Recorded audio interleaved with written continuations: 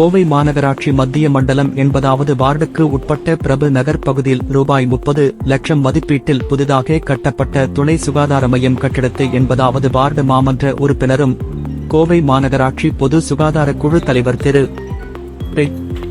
மாரிசெல்வன் அவர்கள் மக்கள் பயன்பாட்டிற்கு திறந்து வைத்தார். இந்நிகழ்வில் மருத்துவர் திரு அருண்குமார், செவிலியர்கள், சுகாதார நிலைய ஊழியர்கள் மற்றும் வார்டு செயலாளர் திரு தங்கவேலன், விளையாட்டு மேம்பாட்டு அணி மாவட்ட துணை அமைப்பாளர் திரு கே ராஜேஷ் மற்றும் கழக நிர்வாகிகள் கலந்து கொண்டனர்.